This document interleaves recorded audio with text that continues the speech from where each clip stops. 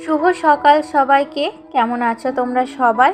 আশা করছি বেশ ভালো আছো, আর আমিও বেশ ভালো আছি। হ্যালো এভরিওয়ান, আমি সুমি আবারও চলে এসেছি আজকে আরও একটি নতুন সকাল, নতুন একটি ভিডিও নিয়ে। তোমরা সকলে আমার ভিডিওটি প্রথম থেকে শেষ অবধি দেখো। আশা করছি প্রতিদিনের মতোই আজকের ব্লগটিও তোমাদের খুব ভালো লাগবে। তো দেখো, সকাল সকাল আমি এখন ছাদে চলে এসেছি। এখন কিন্তু ঠিক সকাল না, এখন ঘড়ির কাঁটায় বাজে ওই দুপুর 12টা মতো। তো সকাল বললেই চলে। দেখো, সকাল মানে চলে এসেছিলাম ছাদে, একটু ফুলগুলোকে দেখেছি, তারপরে কিন্তু আর কোনো রকম কোনো ভিডিও শ্যুট করিনি সকাল থেকে। তারপর একেবারে দুপুর 12টার সময় ক্যামেরা অন করছি। কারণ কি বলতো, সকাল থেকে এতটাই ব্যস্ত ছিলাম যে কাজের এতটাই চাপ ছিল যে ক্যামেরা অন করার কোনো সময়ই পাইনি। আসলে তোমাদের দাদা ভাইও ফোনটা নিয়ে বাজারে গিয়েছিল, বাইরে গিয়েছিল। আমার তো ওই একটাই ফোন, তো একটা ফোন নিয়ে না একটু অসুবিধা হয় ভিডিও করতে। তো সব সময় হাতে পাই না, ধরো যখন পাই তখনকার ফুটেজগুলো নেই দিয়ে কিন্তু আমাকে ব্লগ বানাতে হয়। তো যাই হোক, দেখো এখন কিন্তু আমার রান্না বান্না সব কিছু কমপ্লিট হয়ে গিয়েছে। আর চলো তোমাদের কি কি রান্না করলাম সেগুলো দেখিয়ে দিই। এখানে দেখো, এখানে আছে ডাল, মুগের ডাল করেছিলাম একটু গাঢ় করে। আর আছে একটু মাছ নিয়েছিলাম সকালবেলায়, তাই মাছটাকে খরচা মাছ পেঁয়াজ দিয়ে ভালো করে একটু মুচমুচে করে ভেজে নিয়েছি। এটা কিন্তু ঠান্ডা ভাতে গরম ভাতে খেতে খুব সুন্দর লাগে। আর এখানে আছে বাঁধাকপির ঝাল, বাঁধাকপি করেছিলাম। আর এখানে আছে ডিমের ঝোল। তো মানে কি বলবো, এখন তো বড় মাছ আসছে না, তাই খুচরো মাছ দিয়েই সবসময় চালাতে হচ্ছে আর কি। আর পোস্ত একটু বেটে রেখেছিলাম। আর এখানে রয়েছে তিতো করলা ভাজা, আর বাবুর জন্য একটু পোস্ত তুলে রেখেছিলাম। আর এটা হচ্ছে আমাদের ঝিঙে দিয়ে আলু দিয়ে একটু পোস্ত করেছি। আর এখানে তো খুচরো মাছের টক আমড়া দিয়ে। তো এই হলো আজকের আমাদের দুপুরের মেনু রেসিপি। তারপরে দেখো, একটু একটু করে আসলে রান্নাঘরটা এবার পরিষ্কার করে নিচ্ছি আর কি। তো জলের বোতল গলায় দেখো এক সাইড করে রেখে দিয়েছি। আর আজকে সকালবেলায় ফেরিওয়ালা দাদা এসেছিল, তো তার কাছে কিন্তু অনেক দিন থেকেই আমি এই ক্যান্ডি স্টিলের কাপ চাইছিলাম চা খাওয়ার জন্য। তো খুব সুন্দর দুটো কাপ দিয়েছে। আর এই দেখো, খুব সুন্দর সুন্দর দুটো বাটিও নিয়েছি। তো যাই হোক, খুব সুন্দর হয়েছে। আর তারপরে কি বলতো, সব কিছু পরিষ্কার করার পর লাস্টে কিন্তু এই যে বেসিনটা রান্না করার সময় এতটাই নোংরা হয়, মানে তেল ঝাল হলুদ সব কিছু এখানেই আসলে আমি রান্না করি আর টুকটাক করে হাত ধুই, তো তাই এটা কিন্তু খুবই নোংরা হয়। আর সাদা বেসিন নোংরা হলে কিন্তু বাড়ির সৌন্দর্যটাই নষ্ট করে দেয়। তাই জন্য আমি সব সময় চেষ্টা করি আমার ঘর বাড়ির প্রত্যেকটা জিনিস কিন্তু পরিপাটি পরিষ্কার পরিচ্ছন্ন করে রাখতে। তারপরে ঘরের মেঝে থেকে আরম্ভ করে একেবারে বারান্দা সব কিছু পরিষ্কার পরিপাটি করে একটু মুছে নিলাম। আসলে বাইরে তো প্রচুর বৃষ্টি শুরু হয়ে গিয়েছে, তাই ভাবলাম ঘরের কাজগুলো আগে সেরে নিই, তারপর বাইরের কাজে হাত দেব। কারণ বাইরে বেরোলেই তো বৃষ্টিতে ভিজে যাব, আর ভেজা অবস্থায় ঘরের কাজ করতে কিন্তু একটুও মন বসবে না। এতে সর্দিও লেগে যাবে, আবার জ্বরও আসতে পারে। আর এখন না খুব বাড়িতে বাড়িতে প্রচুর জ্বর জ্বালা হচ্ছে, প্রত্যেকের বাড়িতেই বিশেষ করে দেখছি টুকটাক করে জ্বর জ্বালা লেগেই থাকছে। তাই নিজেকে একটু সাবধান হয়ে কাজগুলো করতে হবে। আসলে জ্বরে যদি পড়ে থাকি তাহলে আমার সংসারটা চলবে কি করে? তো নিজের সংসারের কথা ভেবে, নিজের পরিবারের কথা ভেবে কিন্তু দেখো, আমি এখন বাসনগুলো রান্নার যেগুলো ছিল তো সেগুলো এখন আমি ছাতা মাথায় নিয়ে, বাবুর ছাতাটা নিয়েছি, তো তারপরে বাসনগুলো মাজতে শুরু করেছি। আর মাঝখানে এত বৃষ্টি জোরে শুরু হয়ে গিয়েছিল যে মোবাইল ক্যামেরাটা এখানে রাখলে না বৃষ্টিতে পুরো ভিজে যাচ্ছিল।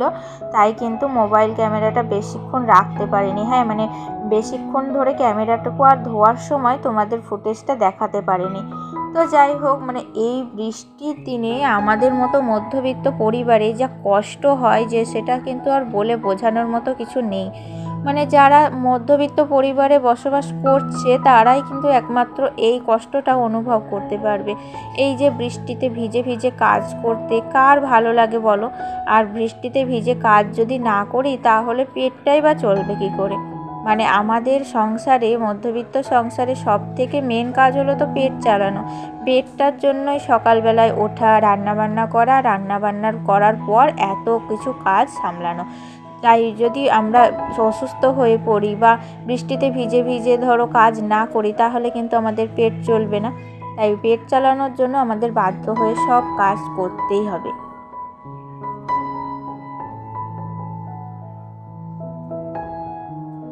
আর তারপরেই দেখো আমি চলে এসেছি ছাদের উপরে। তো এখন দেখো এখন আবার আকাশটা কিন্তু বেশ পরিষ্কার হয়েছে, কিন্তু ছাদের উপরে প্রচুর জল দাঁড়িয়ে গিয়েছিল। তো কয়েকদিন আগেই তো দাদা ভাইদেরকে দিয়ে ছাদটা পরিষ্কার করিয়ে নিয়েছিলাম। তো প্রত্যেক দিন তো আর তাদেরকে ডেকে আনা সম্ভব নয়, তাই আমি নিজেই একটু হাত লাগিয়ে ছাদটা যতটুকু পারলাম ততটুকু একটু পরিষ্কার করে দিলাম। আর বৃষ্টির মধ্যে এই যে পাতাগুলো পড়ে দেখো একবারে ড্রেনেগুলো এগুলো জমে একবারে শ্যাওলা পড়ে গিয়েছে, প্রচুর কাদা হয়েছে। তারপর ভালো করে এগুলো ঝাড় দিয়ে পাতাগুলো এক জায়গায় জড়ো করে নিলাম।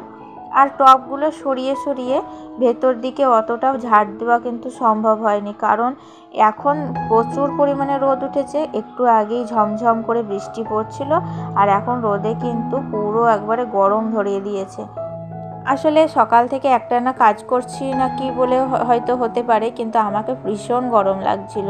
তাই কিন্তু আমি বেশি গভীরতা দিয়ে ঝাঁটটা না দিয়ে ওপর কিন্তু সামনে সামনে ঝাঁটগুলো দিয়ে দিলাম। আর তাতেই দেখো কত নোংরা জমেছে, আর শ্যাওলাও পড়েছিল প্রচুর। তো ঝাঁট দেওয়াতে কিন্তু অনেক শ্যাওলাগুলো দেখো পরিষ্কার হয়ে গিয়েছে। আর অফ ক্যামেরায় আমি জল দিয়ে গোটা ছাদটা ধুইয়ে দিয়েছিলাম, তো সেটা আর তোমাদের ক্যামেরায় দেখাইনি। তারপর দেখো এখন যেটা দেখাচ্ছি সেটা হচ্ছে ছাদটা পুরো জল দিয়ে ধুয়ে দেওয়ার পর যেরকম লাগছিল, তো সেটাই এখন তোমাদেরকে দেখাচ্ছি।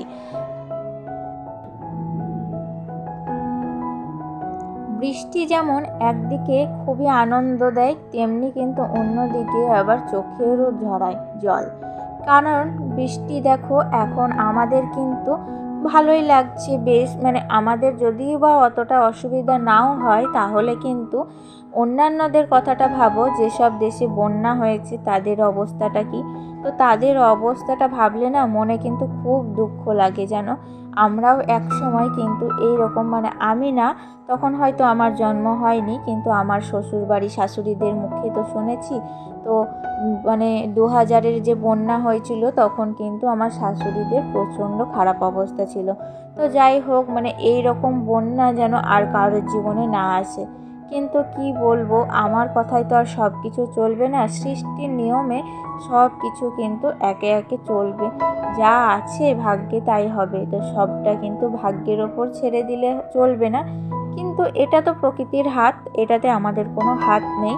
তাই এটাতে আমাদের আর কিছু করার নেই। দেখা যাক বৃষ্টি কবে ছাড়ে। একঘেয়েমি বৃষ্টি আর আমাদেরও ভালো লাগছে না।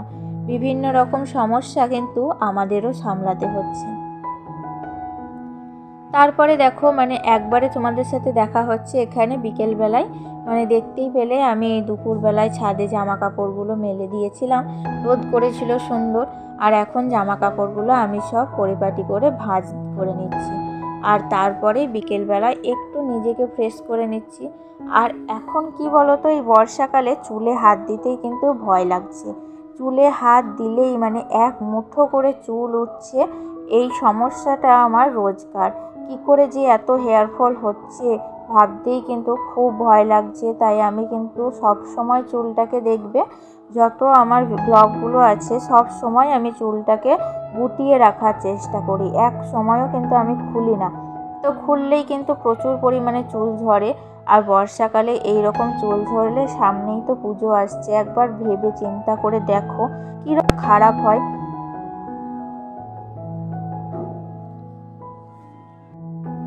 পৃথিবীতে ভালো দিক যেমন আছে, খারাপ দিকটাও কিন্তু তেমনই আছে।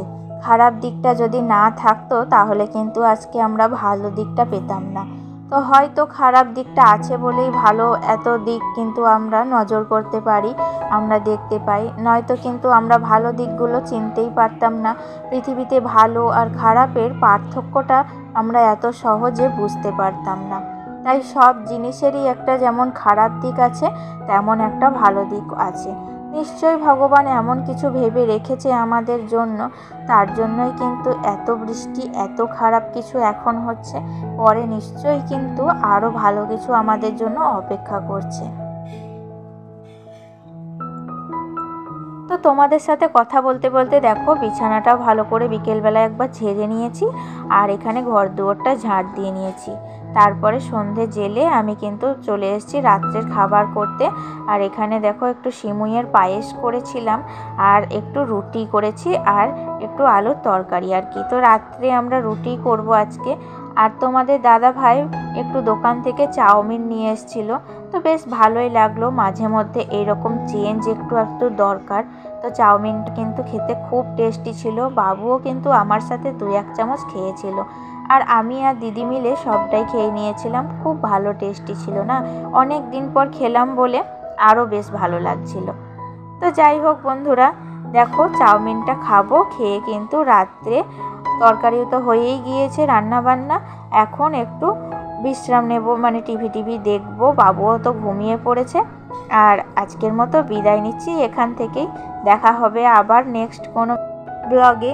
তো ততক্ষণ তোমরা সুস্থ থেকো, ভালো থেকো, নিজেদের খেয়াল রেখো। আর অবশ্যই আমার ভিডিওটি ভালো লেগে থাকলে লাইক, কমেন্ট, শেয়ার করে দিও। নতুন বন্ধু যদি কোনো এসে থাকো আমার ভিডিওতে, তাহলে অবশ্যই সাবস্ক্রাইব করে দিও, কারণ আমার ভিডিও তোমরা প্রথমেই দেখতে পাবে আর আমার পাশে থাকতে পারবে। তো চলো, টাটা।